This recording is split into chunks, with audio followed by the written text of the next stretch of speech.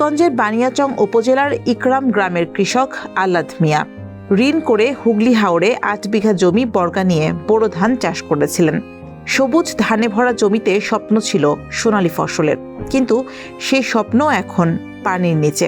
ফসল হারিয়ে নিঃস্ব এই কৃষক এখন ঋণ পরিশোধ আর পরিবারের সারা বছরের ভরণ পোষণ নিয়ে চরম দুশ্চিন্তায় দিন কাটাচ্ছেন। 8 কের জমা রাখছি আমি ঝলুবার গাছ থেকে 3,500 টাকার এই জমিনগুলো ওই ধান।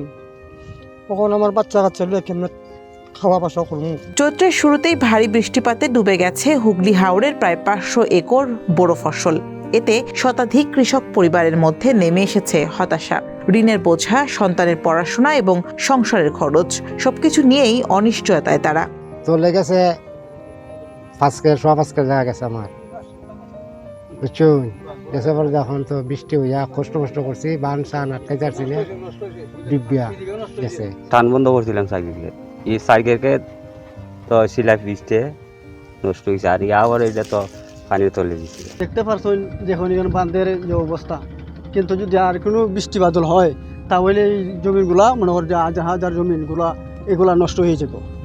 এখন বর্তমানে কৃষকের অবস্থায় কৃষকে এই জিনিসটা বান দিয়া কোনো মতে ঠিকাইয়া রাখা হয়েছে। আমি 5 কের জমি করছিলাম, এই যে বাদাওয়ার আওয়ার এখানে আছে 2 কের, তারপর ইজলির আওয়ার আছে 2 কের, আর এখানে আপনার উগলির আওয়ার এখানে 2 কের। এই পুরা 6 কের জমি আমি জমা করছি, অন্যদের কাছ থেকে টাকা দিয়ে আনছি, টাকাও ঋণ করে আনছি। তো এখন সব জায়গাটা এই জমি চলে গেছে, এখনও এটাও তলাই গেছে, শুধু বাদাউড়াটা আছে, এটাও মানে টলমল অবস্থা। বাঁধ ভাঙ্গা, এটারে আমরা অনেকে মিলে একটু কাজ করছি, তো এটাও মানে ঠিকবে কিনা সন্দেহ আছে। এদিকে নতুন করে শঙ্কা দেখা দিয়েছে বাদেশ্বরা, বালি এবং ব্যাঙ্গা হাওর নিয়েও। বৃষ্টিপাত অব্যাহত থাকলে এসব হাওরের কয়েক হাজার একর জমির ফসল তলিয়ে যাওয়ার আশঙ্কা করছেন চাষিরা। তাদের অভিযোগ, টেকসই ফসল রক্ষা বাঁধ না থাকায় প্রতি বছরই এমন পরিস্থিতির মুখোমুখি হতে হয় তাদের। এই টাকাটা কিন্তু গরিবরা অনেকটা ওই গ্রাম্য মজান থেকে আনে, আসে ধার খরচা করে আনে, আইনা এই জমিগুলা করে। ওই সবচেয়ে বড় বিভাগে আছে এই ধরনের মানুষ যারা জমিগুলা জমা করছে, এরা কিন্তু বড় ব্যাঘাতে আসে, বড় কষ্টে আসে।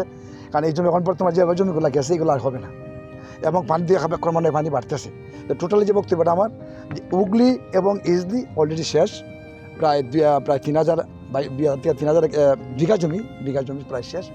এবং আমাদের আরও 2-3টা হাওর, একটা হলো বালি, একটা হলো আমার এই যে বাতাসোরা, আর একটা হলো ব্যাঙ্গা। এই 3টাই মিলে আরও জমি আছে 5 থেকে 6,000 বা 7,000 জমি বিঘা। এইগুলো জমির উপরে কিন্তু অ্যাকচুয়ালি আমাদের এলাকাটা নির্ভরশীল। নতুন করে ফসলহানির শঙ্কার কথা জানিয়ে কৃষি কর্মকর্তা বলছেন, ক্ষয়ক্ষতির তথ্য নিরূপণ করা হচ্ছে। সিজনের আগে, সেটা আপনার চৈত্র মাস শুরু হওয়ার আগে বৃষ্টি হয়েছে, তো বৃষ্টিটা হওয়ার কারণে পানিগুলো নিষ্কাশন হইতেছে না, প্রপার নিষ্কাশন ব্যবস্থা নাই বিধায় পানিগুলো এখানে জমা হয়ে আছে।